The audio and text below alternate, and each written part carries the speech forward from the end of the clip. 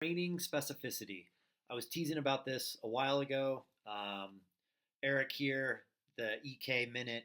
Um, so, training specificity. This is a very good thing to do, very common way that people train and prepare for events. And it's not a bad thing. Um, it makes a lot of sense. It's probably the first thing that people do when they are. So, what does that mean? It's a really common thing. Oh, I'm doing a mountain bike event with a lot of climbing in it. So we go ride our mountain bike and we do a lot of climbing. I'm doing a triathlon. I'm doing an Olympic distance triathlon. Well, let's make sure that we can, exercise nonstop for 2.5 hours or however long the race might take you. Let's make sure. Let's see what running feels like after a bike ride, right? Uh, and really common, very obvious thing to do. I've worked with climbers. I've worked with rock and ice climbers who kind of train this a very similar way. And what I have done a lot of the time is I've seen this um, get overdone to the point where it has a kind of a negative return. I've taken people away from doing this kind of specific training and gotten much, much better results. And if you've listened to the other video that I did a little while ago, I'll link it in the profile on how to better train certain skill sets. And I talked about getting either better results or getting or having less fatigue if you would like, less fatigue because of the time of year, your training cycle that you're in. So this will kind of fit along in that kind of a part two of that, if you will. So what happens is people start doing this type of training too much and they start adapting it even more and more specifically. So what happens is people start practicing their race pace, their race timing, power output, etc. And we start doing this in the environment or a similar environment that we might want to race in. We start doing the trail mountain bike at race pace. We start doing the brick runs at race pace, et cetera, et cetera. This gets overdone, and I think the mindset of race pace is bad. I'll go into that in just a second. The other part that's bad about this is it just gets done way too often, and there's a much better way to use specific training and a better mindset to have around it. So, first of all, why is this bad? So, the second we start thinking about race pace, it becomes the goal, our goal race pace. And whatever your goal race pace is not has nothing to do with your current physiology. And we always want to train with where we are at currently, not with what we want to have. I've talked about this before. I think this is the number one way that the marathon training plans and the marathon training groups go wrong. Commonly, um, at least in the past, or what I've seen, it's not all necessarily all training groups, but you get put into the group of what's your goal marathon time, and then that dictates your training. Um, has nothing to do with your current physiology. So the other thing is that a lot of times it pushes people to try and PR on this type of workout, and often it has people pushing too hard, too often, and it leads to negative effects. This was a big problem when I was a rower. Everything we did was kind of a race pace, and we associated certain energy systems. Sorry, my nose is scratchy, itchy.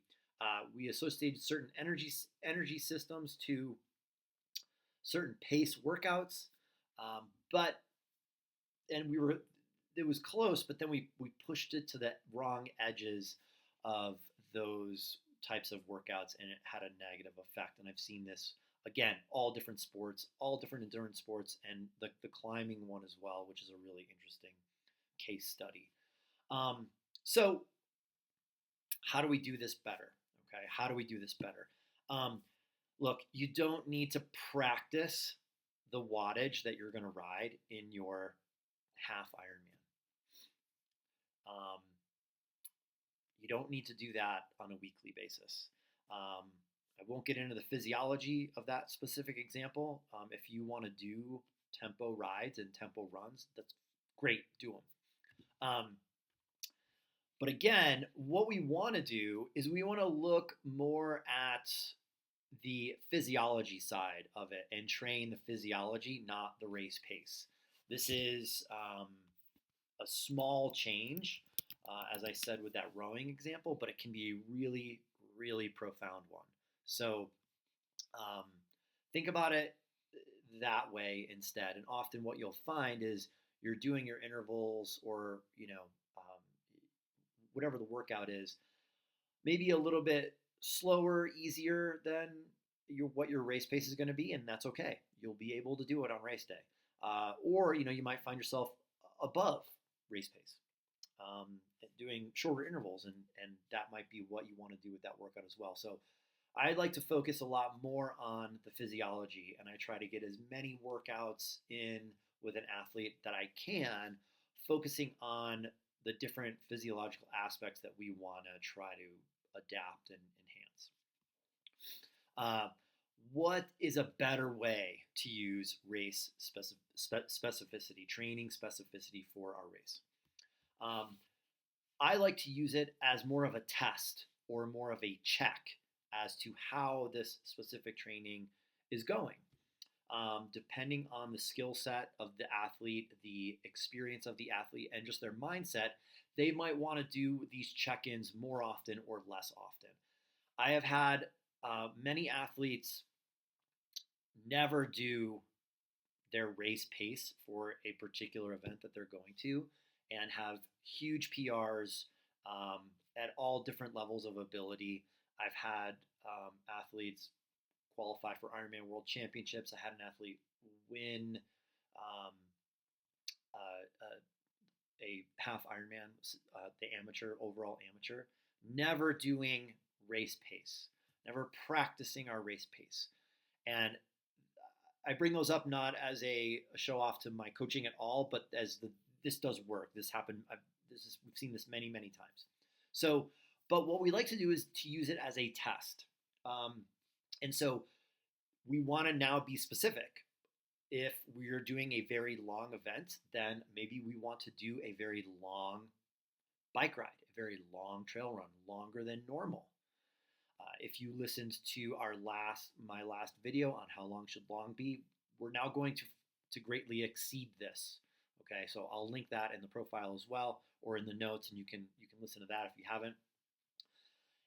We also might want to practice or experience any kind of course, unique aspects of the course or the weather that we might experience.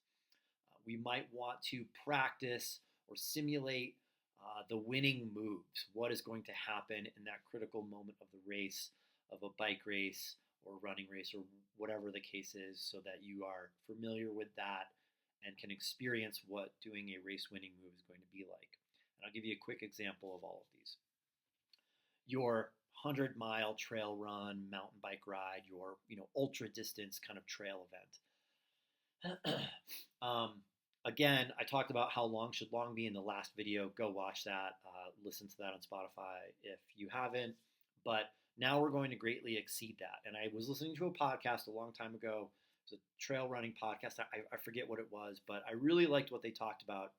And they brought this topic up of if your normal long runs are 2 to 3 hours on the trail, hiking, running, etc., is there a benefit to doing the 5-6 hour trail run? And on the physiological training side, the answer is no. It's probably too much. It's going to be too much for you to absorb. You're going to have increased risk of overdoing it, and you're going to have increased recovery time.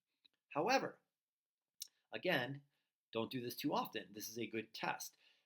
Doing something like this allows you to have an experience closer to your event.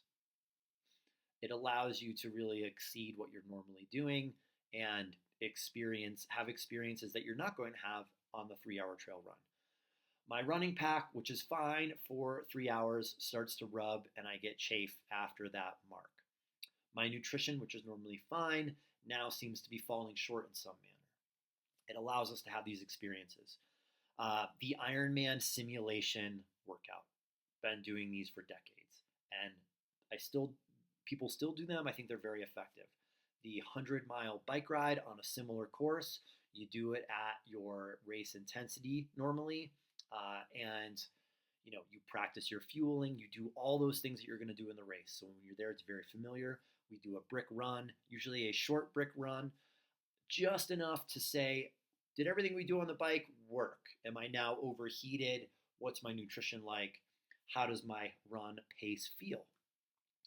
So, great example of kind of, doing that. Intricate courses. Ironman 70.3 World Championships had a bunch of people go there a few years ago. They had a very hilly run course, particularly a very steep downhill at halfway and then down into the finish. We did some extremely hilly runs just to experience a lot of climbing and descending while running. We also did a brick that had a very run focus aspect to it with a very hilly and downhill run. These were not run all out. They were not over too much intensity. It was like, let's just experience this. Let's run this maybe at what the intensity you're going to do at the beginning of your run. So making sure that we're getting good training effect, we're having good experience, but we're not overdoing it. Winning moves and moments. We used to do this a lot in road cycling. It can be done in any sport, right? The sprint at the end of a hard workout or a tempo run, whatever kind of physiological energy system you're going to be using. These types of workouts, all of these workouts that I've mentioned, they're very, very taxing and they need to be used sparingly. So, do this race specific training, but be careful with it and use it more as a test. Make it even more specific than your Wednesday tempo run off the bike. Make it even more challenging, but use them a lot more carefully, more sparingly. Fit them into your training program where you're going to be able to execute them well, and use them as a different type of test instead of your common threshold test or what have you. Use a race specific prep workout to go ahead and test yourself. So those are my thoughts on race specificity. We could get deeper into it, but I'm trying to keep these short and digestible for you all. Train safe. We'll see you out there on the road.